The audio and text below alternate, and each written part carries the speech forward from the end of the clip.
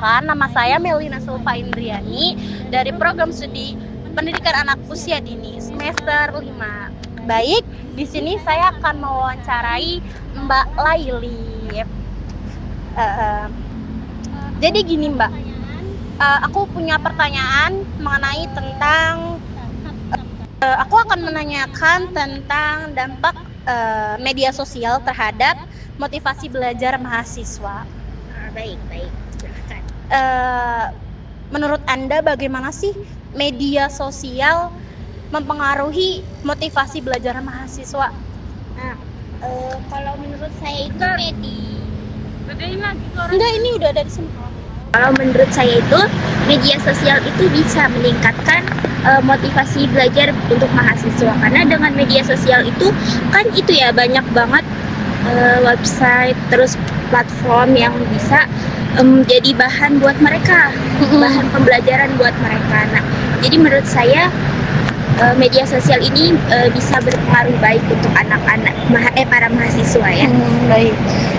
Terus gimana sih dampaknya lebih banyak positif kah atau negatif kah?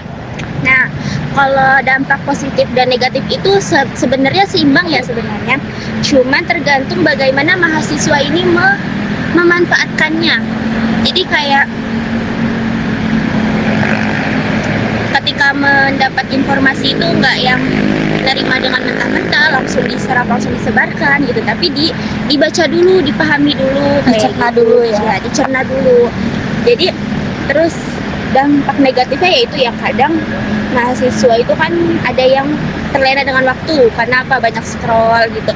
Sebenarnya jadi tergantung pemanfaatan kita, secara kita memanage bagaimana kita mengatur semua. Terus apakah gimana sih Anda mengatur waktu agar media sosial tidak mengganggu pembelajaran kayak mata kuliah yang lain tuh bagaimana? Nah, kalau saya itu biasanya untuk memanagenya itu dengan kayak kan setiap kayak jurnal harian gitulah ya. Jadi kayak kita tuh punya jadwal hari ini, misalnya kita mau kegiatan ini kita susun. Jadi kita kasih jarak kayak aku harus kerjain ini dulu. Setelah ngerjain ini boleh saya scroll dengan waktu durasi misalnya 10 menit. Setelah 10 menit itu baru kita lanjut lagi kegiatan lain gitu. Jadi media sosialnya itu buat jadi refreshing otak aja, sekedar gitu. Manage waktu gitu ya? Iya, bisa gitu. Terus apakah ada fitur atau konten yang justru membantu Anda belajar, kayak aplikasi apa gitu Mbak? Nah, kalau untuk saya itu yang bisa membantu saya untuk belajar ya, karena kan saya banyak perlu ilmu gitu ya. Nah, di media sosial itu kayak salah satu contohnya TikTok ya. Karena di TikTok itu kadang ada kayak tutorial gitu. Jadi kayak kalau saya mau melakukan sesuatu terus saya belum paham gitu, saya suka lihat tutorial di TikTok gitu.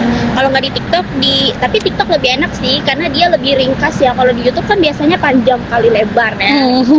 Ya baik. Terakhir Mbak, apakah ada saran agar mahasiswa tetap produktif meski aktif di media sosial? Ulang. Apakah ada saran agar mahasiswa ini tetap bisa produktif meski aktif di media sosial? Kayak misalkan sekarang kan kayak influencer, terus kayak dibagi nih dia jadi mahasiswa atau gimana itu? Kalau untuk saya itu menggunakan medianya secukupnya sih. Jadi biar lebih aktif gitu ya sebagai mahasiswa. Jadi bikin konten-konten yang berkaitan dengan edukasi gitu, kayak pembelajaran singkat gitu. Itu bisa sih jadi media itu jadi bahan manfaat buat mereka. Baik. Secara keseluruhan, media sosial memiliki dua sisi bagi motivasi belajar mahasiswa. Satu sisi, media sosial dapat membantu karena menyediakan banyak edukasi, informasi dan motivasi belajar. Namun di sisi lain, media sosial juga mudah mengganggu fokus dan menurunkan motivasi jika digunakan tanpa kontrol. Oleh karena itu, mahasiswa perlu mengatur waktu penggunaan, membatasi distraksi, serta memilih konten yang bermanfaat agar tetap produktif. Dengan penggunaan yang bijak, media sosial bisa menjadi pendukung, bukan hanya penghambat dalam proses belajar. Demikian dari saya, Melina Silva Indriani dengan Saya Laili Nur Syahida. sekian. Wassalamualaikum warahmatullahi wabarakatuh.